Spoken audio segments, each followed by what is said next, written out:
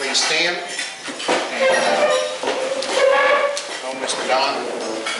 I'm going to ask Bob Lynn if he would lead us in prayer, and then I'll ask Steve Kern if he would lead us in the pledge. So, Bob. Father, we come before you in the name of our King, our Creator, our Master, our Savior. And we just thank you for the grace you've extended to us. You've redeemed us. You've regenerated us. You've given us a heart to make the Lord Jesus our King and our Master. Father, I pray that you would anoint our lives, that we would bear your image as we walk through life. And we pray that you would ignite our pulpits, that they might once again, as they did 200 years ago, breathe the fire of the Word of God, and that you would regenerate our congregations, that you would restore political order in the world. We pray that you would bless this time together, and we pray this in Jesus' name. Amen. Amen. Attention, salute, pledge. I pledge allegiance to the flag of the United States of America and to the republic for which it stands, one nation under God, indivisible, with liberty and justice for all. Okay, thank you very much. Just a few things. I have here a picture of the USS Liberty. This was the ship hit by the Israelis during the time of the 7-Day War, back in 67, I believe, is when that would be. Hugh Smith has brought this. It's signed by the survivors. They had a 60-year reunion recently, and he attended that and got it. So he brought this for me. I appreciate it very, very much. We've had survivors here on 2 different occasions speaking about this, and I'm going to set it over here on this table, or the one maybe behind up here somewhere. I'll set it up here. If you want to come up and look at it after the meeting, that'll be a great thing there. So I'll set it right here for now. Okay. Jerome, if you'll be making your way up here while I make a couple other announcements. John put this in the email. This coming Saturday night, June 17th, 6 p.m. is when the doors open. Concert begins at 6:30. It's a bluegrass concert at Olivet Baptist Church. That's on 10th Street, 1 block west of Western, if I'm not mistaken. And there'll be several bluegrass people that's raising funds. Some gospel guys. And some gospel, okay. It'll be several different groups, and they're raising funds. Is this is there an admission price on this, or just a donation price? It's free and okay, it's free and a donation, and that will go for missionary work in Kenya or an orphanage, I forget which there. In addition to that, we have a special event coming up. The Canadian County Republican Party invites you to join us for an evening to meet here from the Republican candidates running from Senate District 45. That's Tuesday, June 20th, 7 p.m. to 9 p.m. at the Mustang Town Center Banquet Hall B. That's 1201 North Mustang Road. So, and actually, this district affects people in Oklahoma and Cleveland County as well. So, you don't have to just live in Canadian County. Anyone interested in that, and I'm sure we will probably, I think we've already interviewed one of those candidates. We'll probably do more. Jerome, where are you, sir? Okay. Jerome has promised me he has a very brief announcement. I'm thinking about giving odds on this one. Oh. Thank you, Charlie. In this battle for liberty and freedom, what I've handed out is something that I do when I send a bill to OG&E, to Cox, to anybody, to the Republican National Committee, to the Senatorial, any committee, anybody who mails Jerome Montgomery stuff. I'm going to send them back something like this, and the subject matter can go anywhere having to do with the liberty and freedom, having to do with Common Core, support your local police, keep them independent, abortion, get us out of the United Nations, TPP, TTIP, NAFTA, good gracious alive, anything, all of these things have to do with the New World Order, simply put. And that's their little ballywhack, is all this progressive, liberal, phony baloney stuff. So as synergy is synchronized energy with a concentrated strike or a concentrated punch. And that's what a laser beam is synergy. So if you have a whole bunch of people doing stuff like this and concentrating it, I know it sounds ignorant, stupid, dumb, crazy, and all that kind of crap, but the net effect is equal to the effect that it will become something that the world will say, wow, because we don't have all the money known to man, so this is our way of letting the word get out. Thank you, Charlie. Okay, did better than I thought. Those of you that know Jerome, we love him. He's a man with an opinion if you can just possibly get it worked out. Okay, Bob, come on over here. You may already know that Nathan Dahm is going to run for Jim Bridenstine's seat. Jim is, I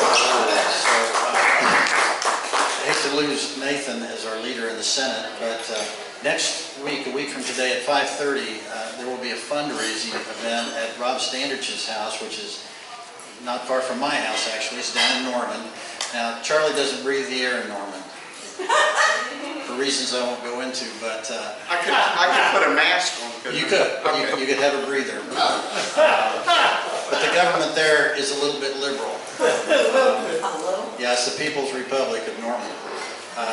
But you would all be invited. If you might let me know if you're coming. And I think John is going to get an email out with the, Rob's address. But it's about a mile west of the Sooner Mall is where it is. It's at 5:30 a week from today. A little fundraiser for Nathan. And we won't be collecting money at the time or asking for commitments, but you'll get to spend a little time with him and we'll tell what the needs are. I appreciate it. Okay, thank you. There's some really good news here regarding this race. For those of you that don't know, Chuck Strong was going to run for that seat, as well as Nathan. And those two were guaranteed to divide up the limited conservative voters that we have. We're pretty well assured that probably neither one of them would win. If Chuck runs for that, Chuck cannot rerun for a House seat. So he's either going to win it or he's gone. Nathan, this is his midterm. So Nathan can run for this seat, and if he doesn't win, he's still one of our conservative Senate leaders. But Chuck is now going to run for Dan Newberry's Senate seat. And I think that will be a special election. I'm not 100% sure. But if it is special election, if he doesn't win it, then I think he can continue to run in the House. But I think almost his entire House seat is contained in that Senate seat. So that should really give him a huge advantage there. And it would be great to have him in the Senate along with some of our other conservative senators. Okay, we're going to go ahead and get along with our program today. And I had an email from someone saying, this speaker we're going to have is a liberal. Well, folks, you have to understand. Our motto here is tough but not mean. That's our reputation. Our motto is conservatives and constitutionalists we love, and liberals we enjoy. And we had, will be Gene Perry speaking. He's the policy director for the Oklahoma Policy Institute. We had his boss speak here about 3 or 4 years ago, and I had to promise his boss, who's really a skinny, scrawny, little short guy, I told him, as long as you stand behind me, I will take all the incoming tomatoes and things like that. So I guaranteed him his protection. But in all seriousness, we do appreciate Mr. Perry being willing to come today, talk to us today, give us his perspective. And unless this has changed, and you can correct me, before I could even ask if George Soros provided any of the funding for the Oklahoma Policy Institute, Mr. Blatt answered that question last time, that not all of their funding comes from the two Georges. One is George Soros, the other one is George Kaiser. And for those of you that don't know who George Kaiser is, he is the wealthiest man in Oklahoma. Sometimes he kind of dances back with Harold Hamm on that, but after Harold's divorce and the downturn in the oil economy, No doubt Mr. Kaiser is probably the wealthiest man. But Mr. Kaiser is a huge advocate of government education, and he's been a big supporter of President Obama and others, and he was one of the major private investors in Solyndra, and was able to escape that without any losses, I believe, if I'm not mistaken. So that's just a little background. We do want to hear this perspective. We are going to be kind today, tough but not mean, and so please welcome Mr. Gene Perry. Gene, come on.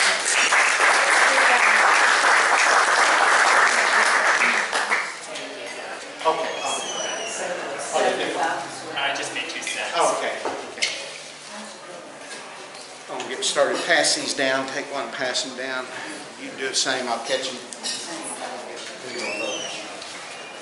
Right. There we go. Thank you all for having me here today. I was made aware that we weren't sure if we were going to have PowerPoint working, and since I know it helps, especially when we're talking about numbers, to have something to look at, I printed out the slides that I was going to bring.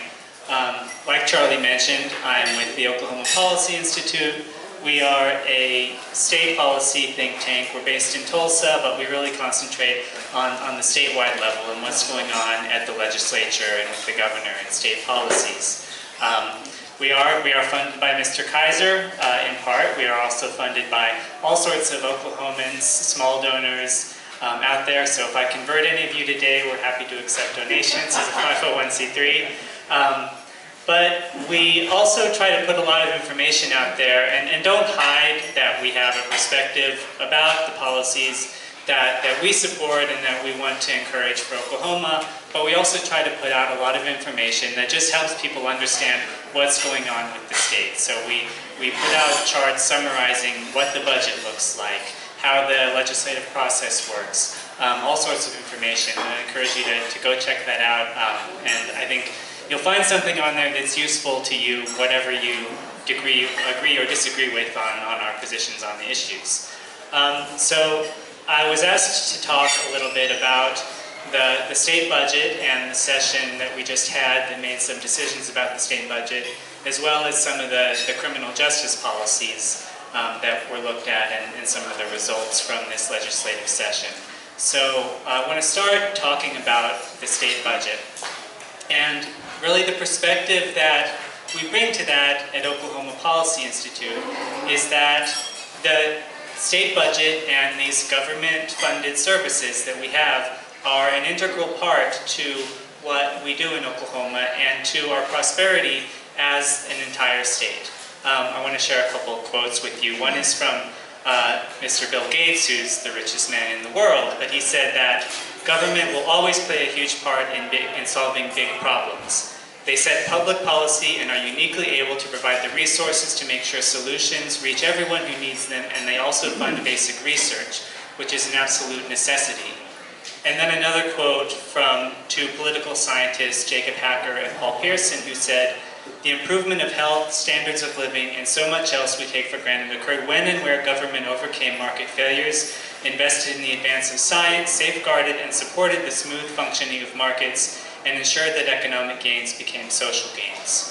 So none of that means that government is going to fix all the problems, but it means that government working along with markets, working along with nonprofits and religious groups and others is an important piece of that. And when we talk about what prosperity looks like, I think on both sides of the political divides, we generally agree that that means good paying jobs. That means having an educated workforce. It means functioning infrastructure, people able to get the health care that they need, safe streets and neighborhoods, and a stable safety net for those who simply can't take care of themselves.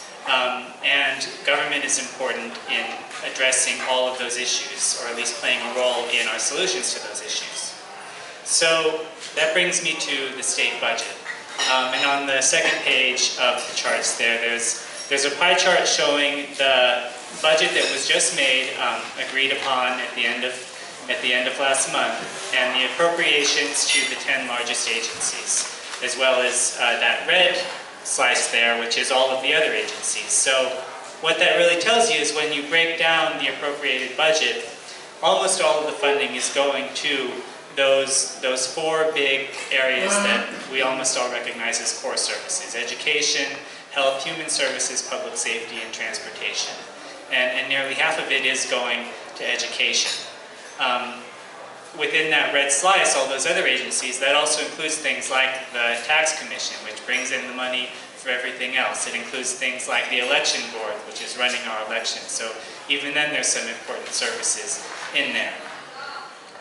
And that's the overall pie, but comparing the pie relatively to other states around the country, Oklahoma is a low tax state as well as a low spending state. So that second chart that you see there shows the state and local taxes per person in 2014, which is the most recent year when we have those national comparisons, when we can get numbers from every state around the country. And per person, we pay significantly less than the U.S. average, about $1,500 per person less.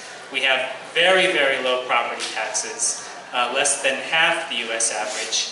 We have relatively higher general sales taxes, slightly above the U.S. average, but then for the rest of them, we have lower selective sales taxes, so those are things like cigarette taxes and alcohol taxes, and relatively low individual income taxes and corporate income taxes. And similarly, we spend less than other places across those core services. So the total expenditures, we are spending close to $2,000 per person less than the national average. The one exception on there where Oklahoma's spending a little bit more is transportation, and that's been a pretty recent development when we put a lot more money into transportation in recent years, because it was widely recognized that we had gone way too long without maintaining our roads and our bridges, and we needed to invest it to make up for what's been lost. But I think that raises the question, we're doing that for transportation, and we've actually gone further behind in a lot of these other areas, so what other problems are we creating that the next generation, or 10, 20 years from now, we're going to have to come back and say, well, we made a big mess of this, and so we're going to have to spend more. Over time, over this century, in the first 2 decades of this century, the trend of that appropriated budget has been going down. So this fourth chart on that second page there shows that adjusted for inflation, we see those ups and downs as the economy goes in and out, as there's fluctuations in the oil and gas industry, but beyond those smaller trends, over time, the budget is shrinking. And compared to 2009, which was the last peak right before the Great Recession really hit Oklahoma, the state appropriations budget is 15.6% lower, which is a drop of more than $1 billion.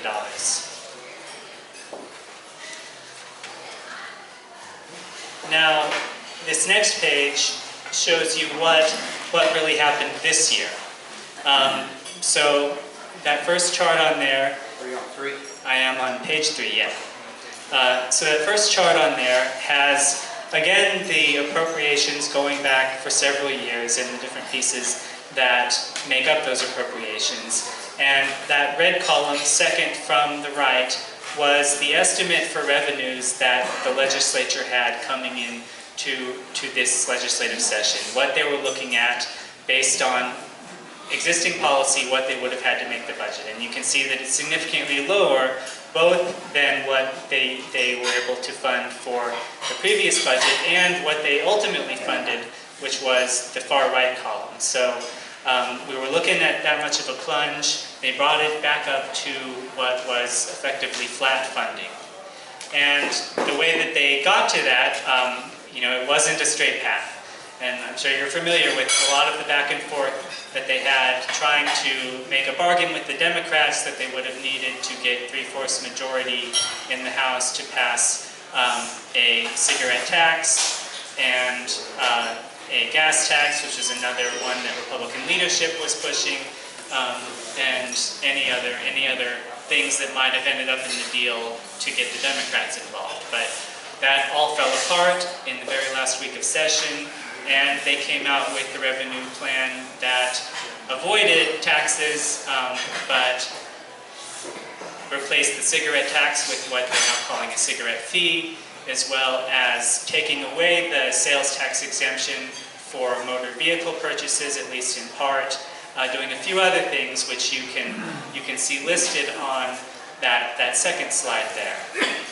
And altogether they passed $854 million in additional revenues, which was what they needed to bring them back up just to what they needed to spend the same as they did in the previous year.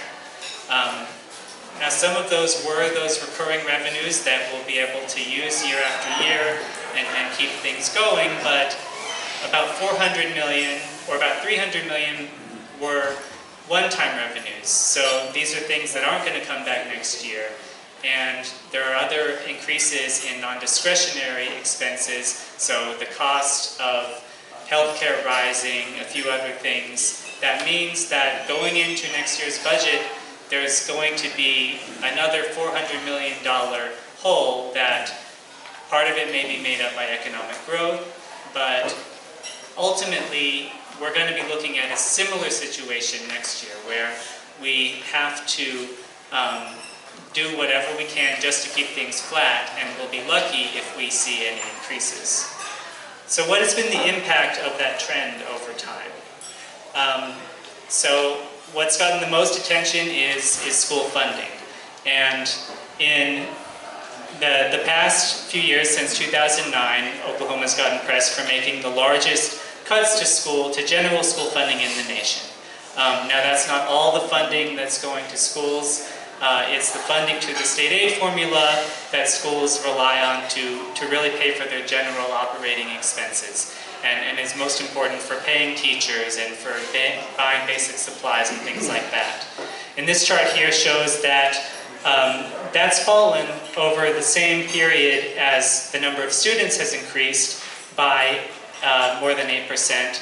The state aid formula has decreased by almost 9%, and so that's why we're seeing some of those numbers. When you look at that per pupil after inflation, that's a drop of 26.9% and the worst cut in the nation.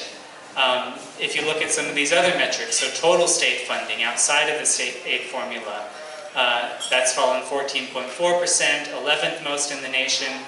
Total state and local funding has fallen 11.8%. So any way you look at it, we've made some cuts to schools based on what we're asking them to do.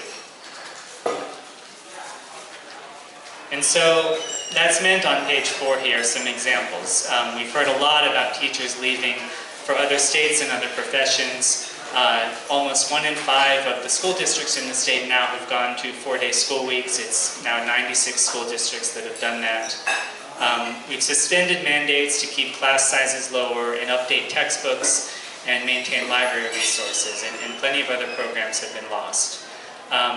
Now, the cuts haven't been limited to common education, and in fact, education has been relatively protected. In years when they were getting cut 3%, 4%, other areas were getting cut 15, 20, even more in some cases. Higher education is on that next slide on page 4, and that shows the cuts to higher education, which really increased last year and then continued in the most recent budget. Now, higher education deals with it a little bit differently when they get cut. So common education doesn't have a lot of other sources of funding. OU and OSU can bring in a lot of private donations as well as increased tuition on their students. So we're shifting the costs rather than forcing them to cut in many of those cases. But other regional universities and other colleges around the state often don't have that much flexibility. They don't have access to some of those private donations or big research grants. And so what the loss of state funding really affects most are those regional universities, and I think we're likely to see some of those either threatened with closure or consolidation in the near future if funding doesn't turn around. And we've seen cuts to the programs that go to our most vulnerable citizens in our state. So disabled seniors, we've eliminated investigations of financial exploitation for vulnerable adults. So people who are preying on seniors or preying on people with disabilities, and we don't have the funds to operate some of those enforcement services. Longer waiting lists for food and utility bill assistance, a long waiting list for Oklahomans with developmental disabilities to get in-home care and not have to end up being institutionalized. And the Department of Human Services is, even with flat funding, is because of decreasing federal matches in some cases and increasing costs in others, is going to look at making another $33 million in cuts in the coming year.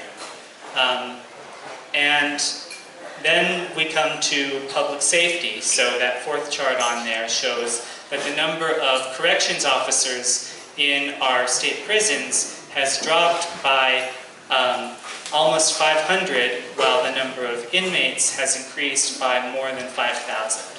And so that's created a really dangerous situation in many of these prisons. We're already seeing incidents where officers have been injured, inmates have been injured or killed.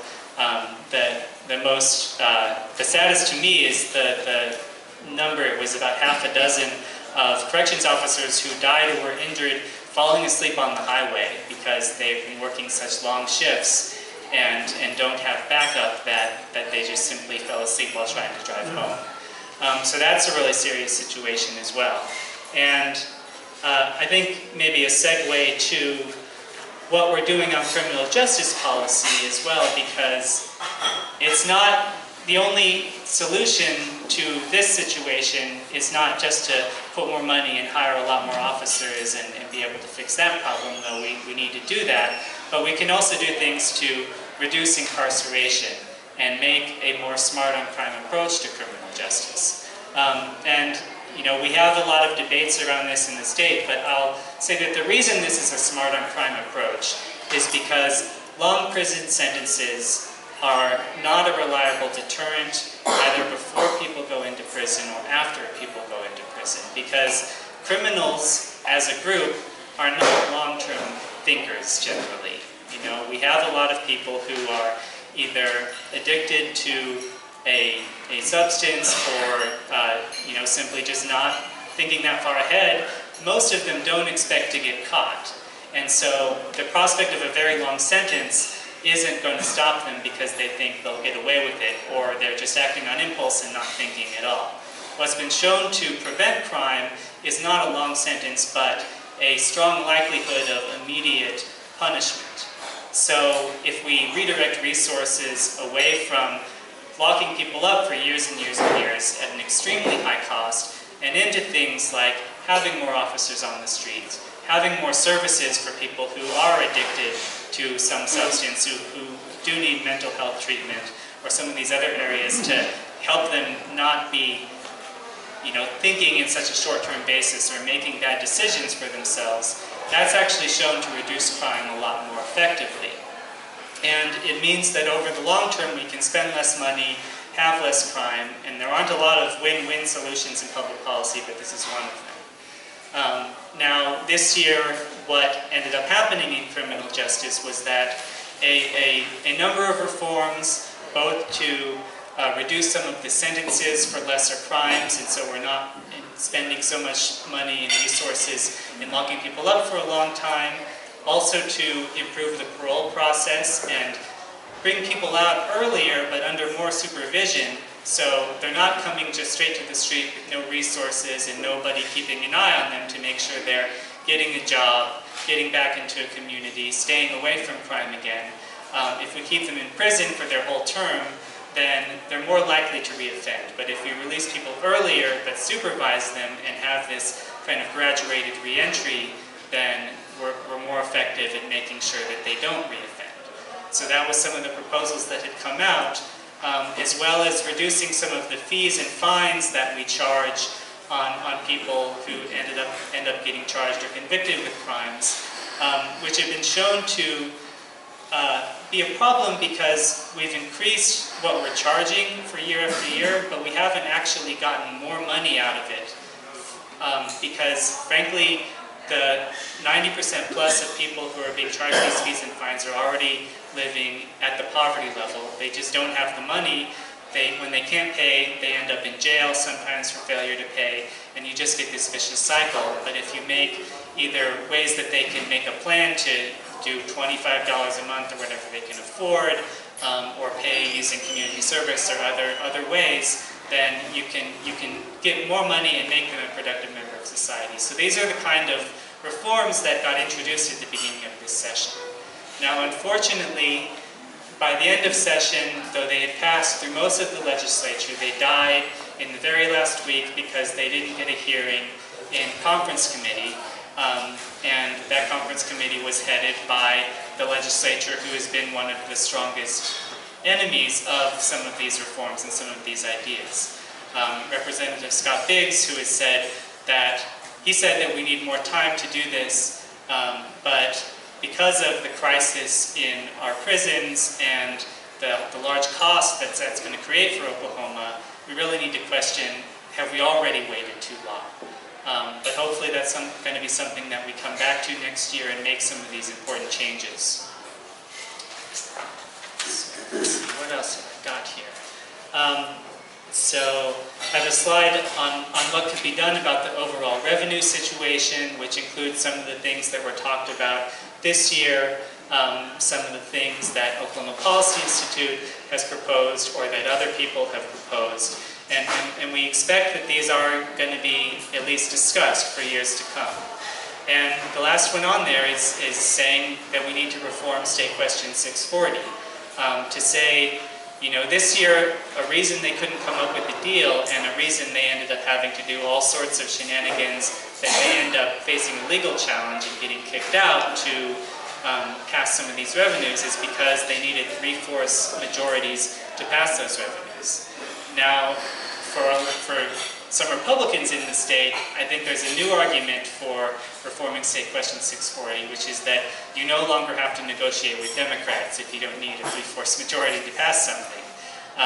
If you either decreased it to 60% or made some kind of emergency clause, such as the rules we have for the rainy day fund, if we're facing a recession or a large revenue shortfall, to at least reduce some of those strict requirements, then that might be something that's palatable to Oklahomans.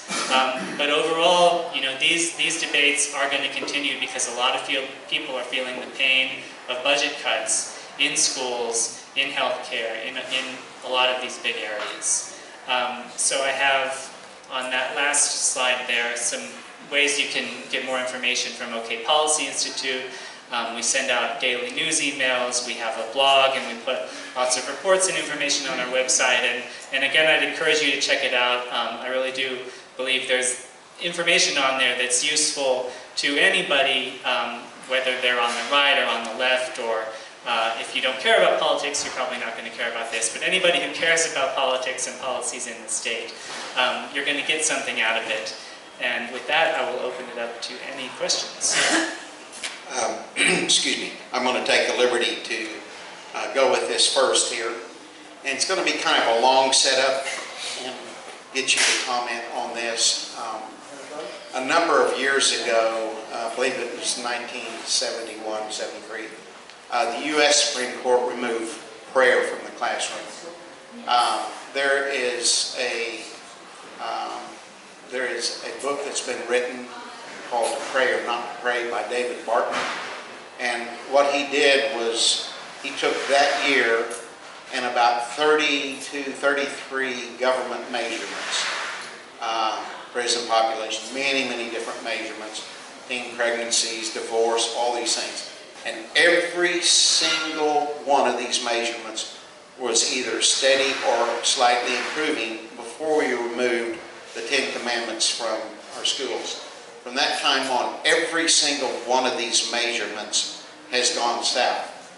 And so with that understanding, and I have said for a long time, once you remove Christianity from the classroom, where you're teaching a value system outside of an individual, which is what our government schools teach, a very humanistic value system, that you're your own little God, you decide what right and wrong is for yourself.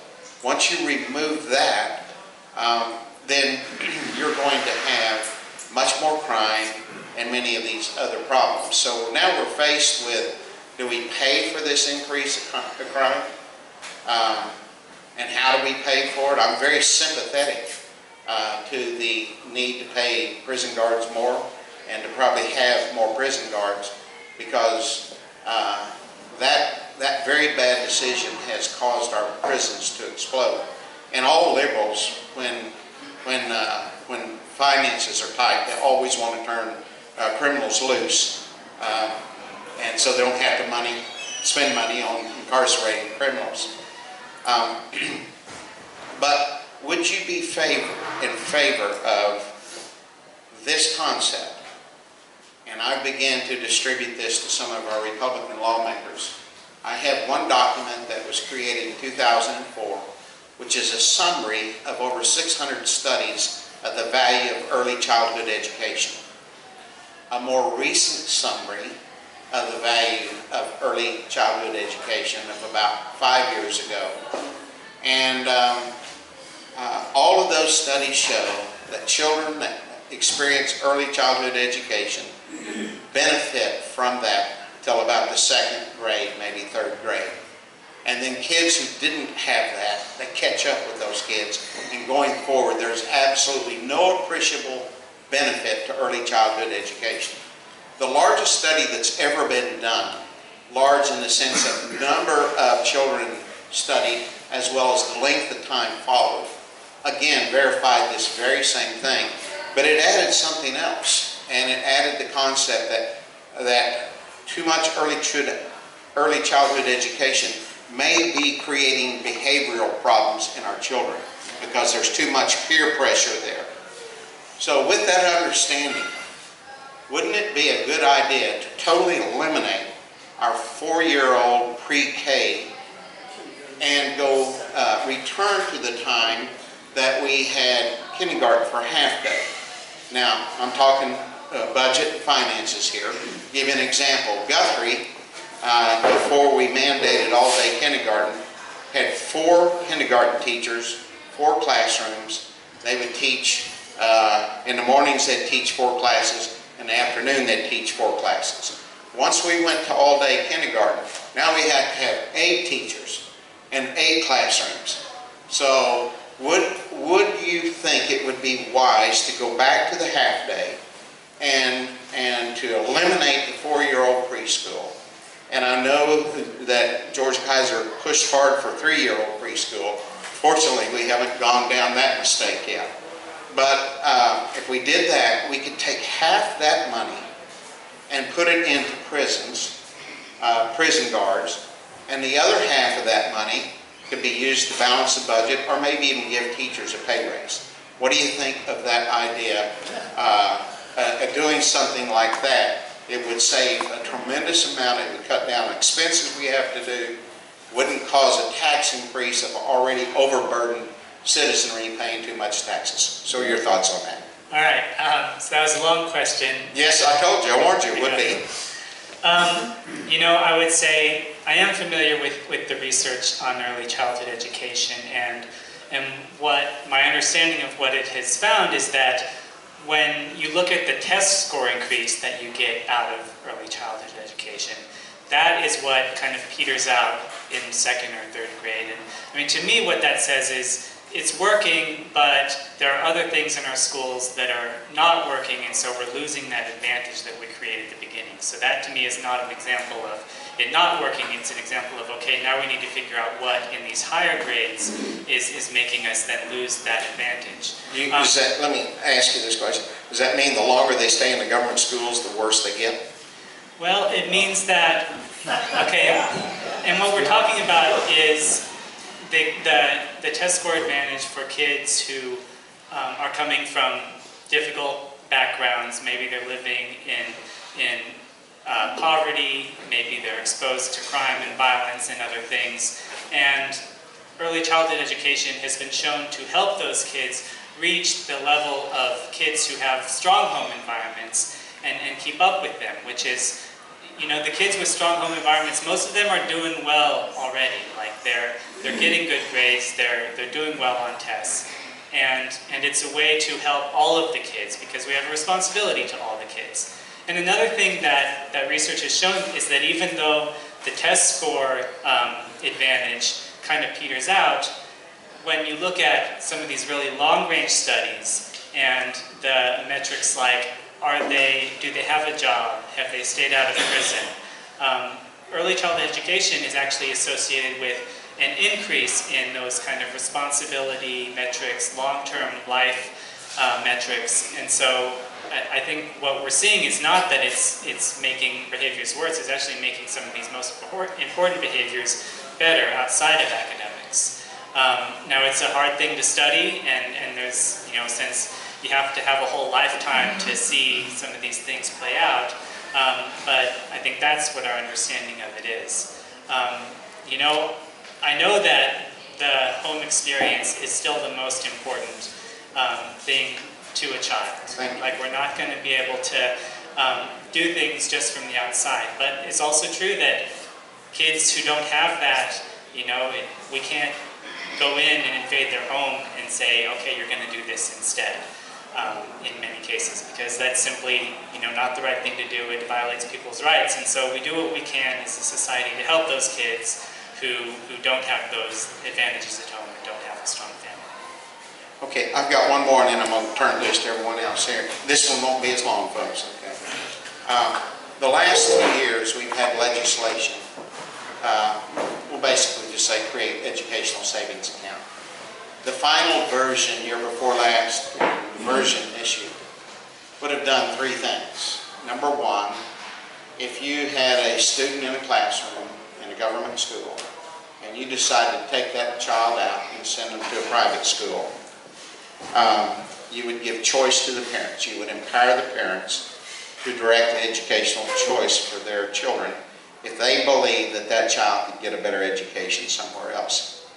So you would enable a parent to do that, because some of the money going to that government school would then go in an educational savings account for the parent. Now, the final version would do this. If you are a fairly poor family, you could take that child out, and I think it was 80% would go with the parent to empower the parent. 20% would stay with the school district.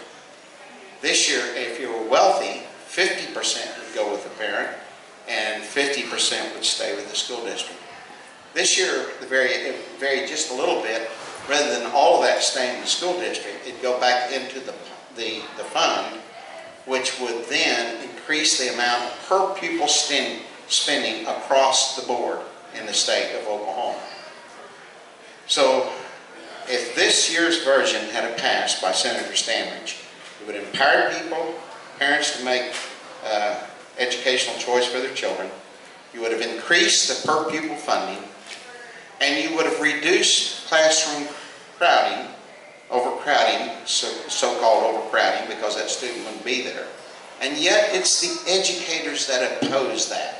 If they were opposed to that, why should citizens in Oklahoma support any increased funding for the education industry in the state of Oklahoma if they oppose something that will obviously make things better in multiple dimensions?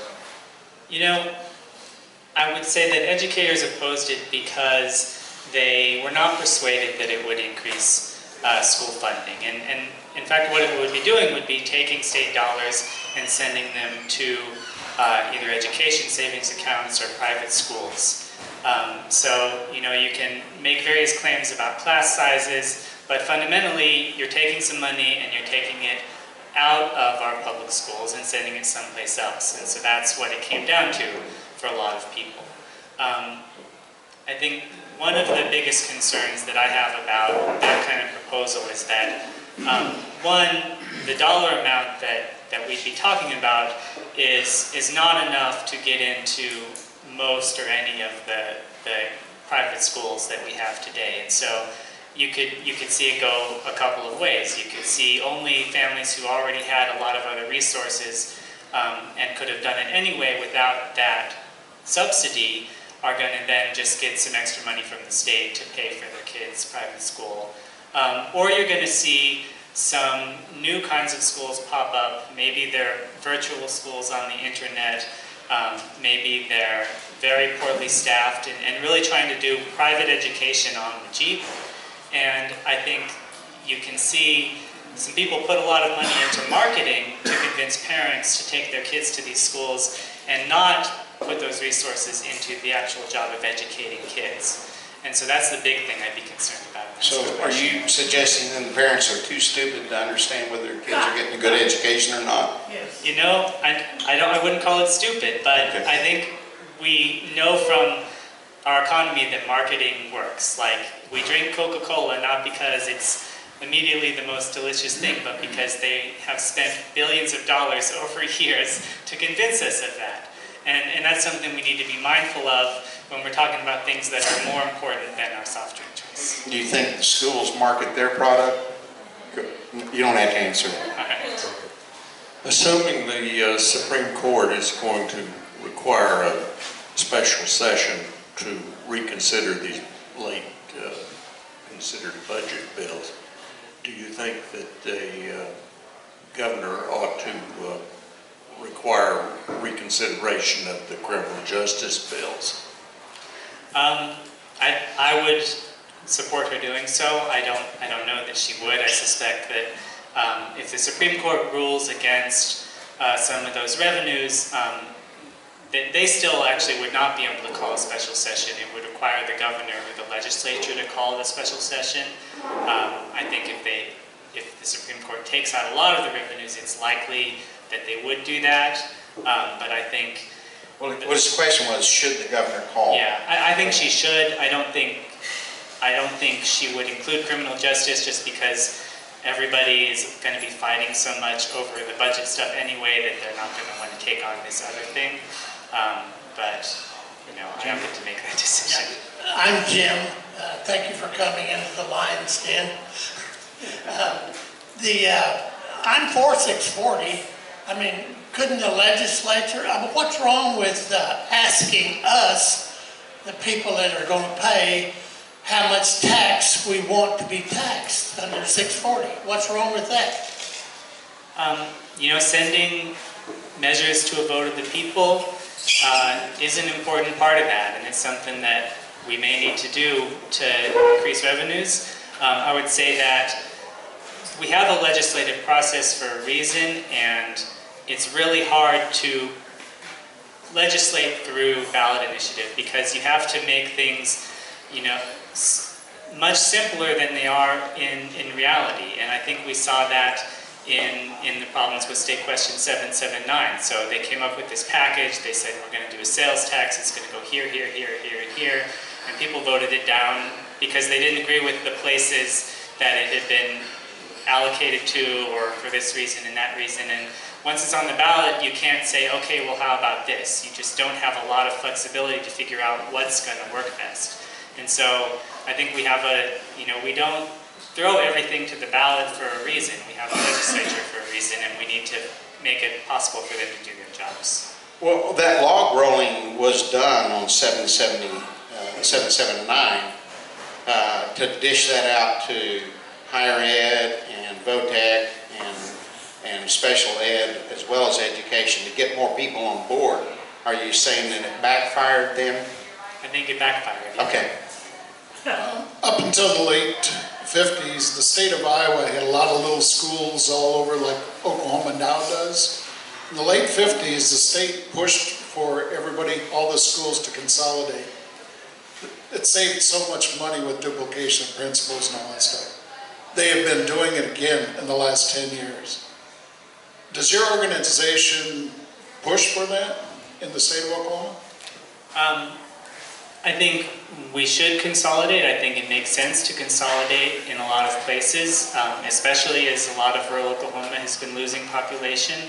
But I don't think it has as much potential savings as is sometimes put out there. Because in a lot of these places, administrators are already driving the buses or teaching classes.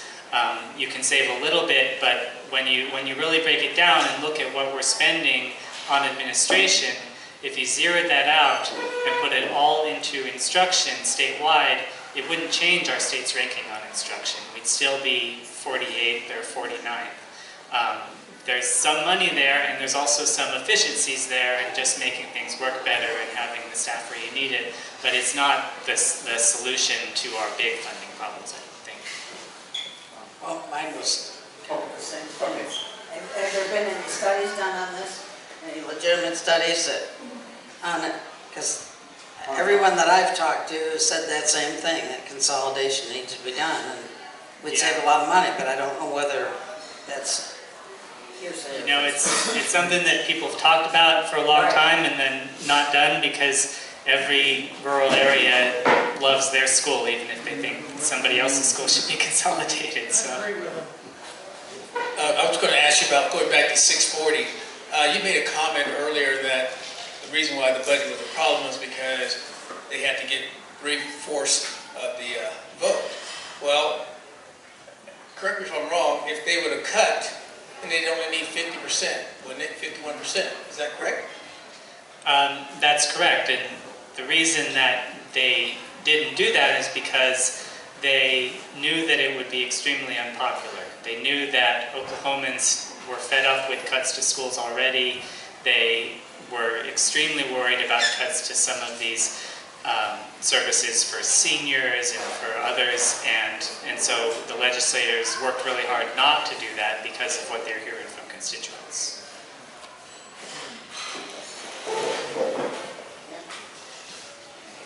Thanks for coming today. I'm sure you're familiar with the Reaganomics and the Laffer curve and all that, where Reagan cut taxes in the 1980s, and it doubled revenues, and the Democrats tripled spending is the reason we didn't come out way ahead when that happened. And I saw in your website, I believe, where Oklahoma Policy Institute opposed tax reduction, state tax reductions. Don't you think it would be better to keep those tax reductions coming, and the result being higher revenues, because it works? Reaganomics works. I think that there is a time and a place when cutting a tax rate can boost the economy enough to increase revenues. And you know, there's lots of debates around Reaganomics, but that was talking about cutting a top income tax rate that was up at 60–70%. It's for some of these very high incomes. And in Oklahoma, we're talking about cutting a top income tax rate from 6% to 5%. And it's not credible that you're going to get the kind of economic boost out of such a small change from an already low rate that it's going to pay for itself. And I think that's what we saw as a result of those tax cuts. We didn't see that boost. We actually saw shrinking spending and a lot of problems being faced by the state because of it. So it's not a simple, like, you cut and it goes up. It depends on the situation. And in the situation we're in here, where we have low taxes already, cutting more is simply not going to get more out of it. On the gross production tax, it seems like, one group says the effective tax rate of, gross production is around 3.5%, and we're one of the lowest in the region. And then you see other numbers from people saying, no, we're one of the highest already. What do you think the gross production tax should be, and what do you think the effect would be to raise it to whatever the actual regional average is, whatever the truth of that is? I think the gross production tax we could bring back to 7%, which is where it was for most of our last 30 years when we had a very healthy oil industry. Obviously it was doing better or worse depending on the price of oil, but that's really what is making the economic difference, not this tax that is a small part of their overall budgets. A lot of those debates between are we high or are we low were because some of these estimates that were claiming that Oklahoma's taxes were similar to our surrounding region were leaving out that we exempt the industry from paying ad valorem taxes on their equipment. And that's a large tax that they pay in other states. And when you bring that in, that's what shows that we're actually very, very low compared to some of these competitive oil and gas producing states. I think we could bring that up to where it is in those other states, and we still have the skilled workforce, we still have the infrastructure, we still have the oil and gas, and so that industry is going to do fine, and we're also going to benefit to be able to fund services for Oklahomans. Let me ask a follow-up on that. And first off, I don't know if you know this or not, but many county assessors hire headhunters or somebody to go out and find the property owned by utilities and oil and gas companies so that they can charge property tax on that. These headhunters get a cut of what they find, so they're very aggressive to do that. So our oil and gas industry is not exempted from property tax on their equipment out in the field, point one. Point two, gross production taxes are taxes we put on them based on what they produce before any expenses are considered. And it does include the corporate income tax they pay if they have a profit.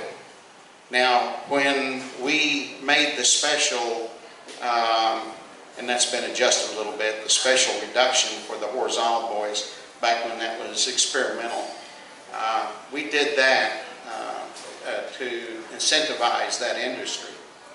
And of course, that's a more mature industry now, and the vast majority of everything, probably 80% of what's drilled in Oklahoma today is the horizontal production. With that said, it's a very high, very intense capital business. And you can look at almost any of these big horizontal production companies, and they carry huge debt, which tells me that they are not profitable companies. They pay their employees a lot, they have beautiful buildings, but the company itself operates on debt. It is not really a profitable business.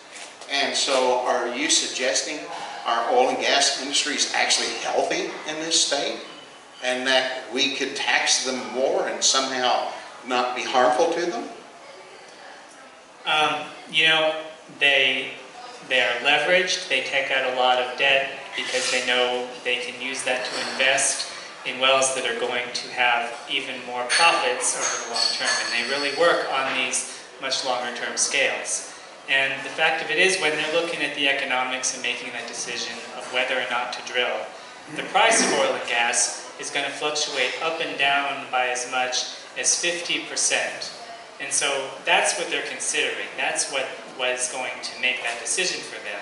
The tax rate being 3% or 7% is just not very consequential. And so we can have a moderate tax rate, and I would say 7% is still moderate, and bring in lots of revenue for the state without dramatically affecting drilling. Is it going to have no effect? No. I think it would have some effect, and we would maybe get a well here or a well there that was no longer viewed as economically rational to drill. But we lose a couple wells and we get a lot more revenues in return, and I think that's a good trade. Do you think it's worked out well for the oil companies? I think the oil companies are... Their philosophy, do you think it's worked out well? And can you name any of the big companies in Oklahoma, the horizontal boys, that are not carrying huge amounts of debt? You know, I think that's how they operate. And how's that worked out for them? One of them, one of the most high profile of all, the CEO had to be removed from the company had they not done that and gone into tremendous austerity to reduce the 19 billion debt now down to about 18 billion debt. That company would have probably gone the way of Enron. Only difference is the assets would have been divided out. And that CEO, I think, finally got tired, and I think he fell asleep and hit the thing or something, whatever happened to him. I think it's absolutely true that there is often mismanagement and inefficiency in the private sector, and that's something that we have to deal with. And that doesn't mean that we should not ask them to pay taxes. It means that we should ask them to pay reasonable taxes and let the ones that are mismanaged go away and other ones take their place. Okay. One last question. You spent quite a bit of time as you opened on the problems of crime, punishment, prisons, and Charlie, made a very credible point that when we remove the Word of God from our educational system, remove the laws of Moses, the Ten Commandments from our system, the culture unraveled. And given that, and I know you don't deny that, it's plainly obvious, given that, I'm wondering if there's any reason why you personally are not advocating to get the Word of God and the worship of the Lord Jesus Christ back into our government schools to reverse this so we don't have to spend money on the consequences of not studying the Word of God.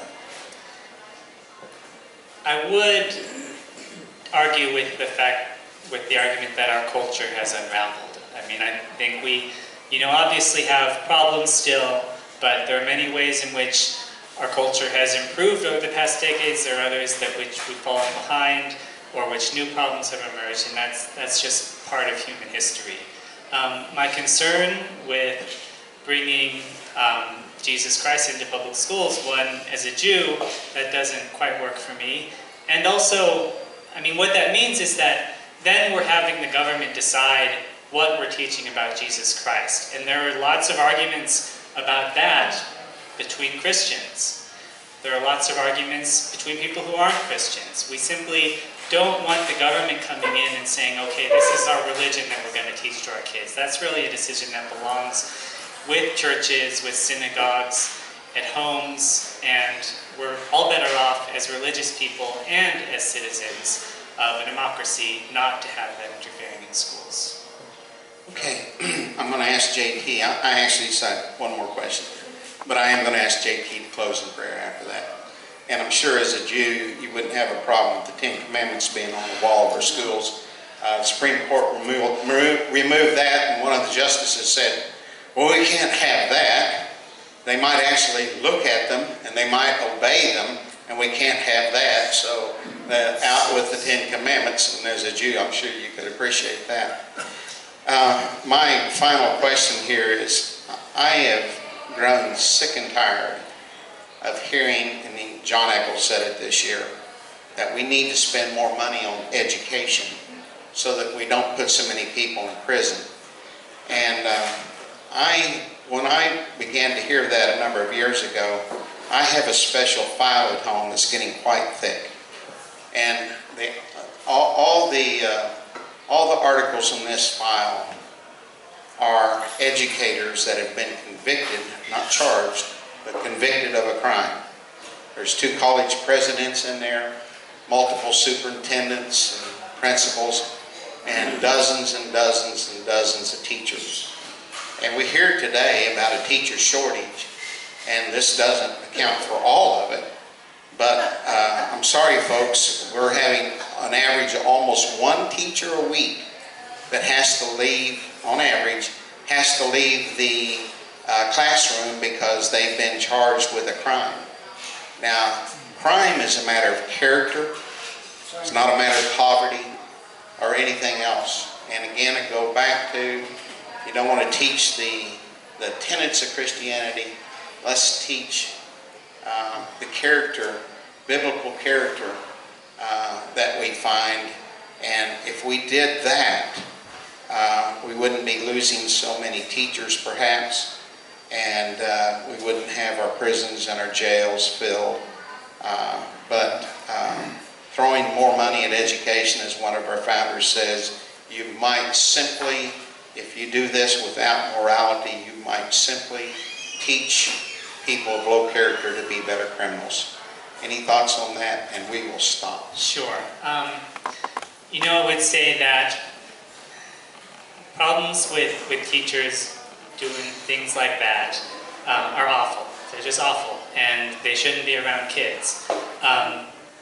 But the incidents that come up are not indicative of teachers as a whole, and there are about 40,000 public school teachers in the state, and I don't think you could get a group of 40,000 Oklahomans from any sector and not get some bad apples. It's just when you have that many people, you're going to have problems with a few of them. And I think another part of it is when schools can't hire the best people, when when they aren't paying very well, then you're going to end up hiring people who aren't so good, people who have problems in their past, people who are unreliable. And so I think we'll see an increase in those kinds of incidents when we can't compete with other states and with other jobs to hire the best people. Did you notice the Oklahoma City School District just announced yesterday or day before they'd be paying many in their staff a lot more money? Some teachers will get up to $3,000 a year more. Teachers at Oklahoma City schools with 20 years or more experience were making $49,000 a year and up for a 181-day contract paid for by people out here in the private sector who work to make their money about $15,000 a year less on average, and they take 230 days to make it. I didn't know if you noticed that or not. I'm just not a bleeding heart for the poor, low-paid teachers in the state of Oklahoma. Well, that's where we'll disagree. Okay. Listen, you have done a wonderful job. Thank you. You are very competent, and I will agree with you on one thing. You take any group of 40,000 people out there, you're going to have some bad apples in it. And you can teach all the Christianity schools you want. You want to eliminate all crime, but you'll sure reduce the amount we have. JT, please close us in prayer. Bow your heads, please. Gracious Heavenly Father, we humble ourselves in your presence because your word teaches where two or three are gathered in your name, there you are in the midst. And I know many of the people in this room, and I know that they love you, and so we thank you for being here. Thank you, Father, for our speaker and being able to come and share with us, and we thank you, Father, for that. He came in and bravely knowing that much of this group is going to be in opposition to him. But Father, thank you that he came. Father, we pray for our country. Today we had a shooting in D.C. Shortly thereafter, there was another one in San Francisco. We pray, Father, for people to have a moral compass. I believe that morality, our country was founded on Judeo-Christian principles. Looking at how we should operate as a nation. To say the least, we have moved away from that. And there have been consequences for that. But Father, as long as there is breath in every one of our lives, and that there is a United States of America, there's always the opportunity for change. So Father, our prayer is for revival for America,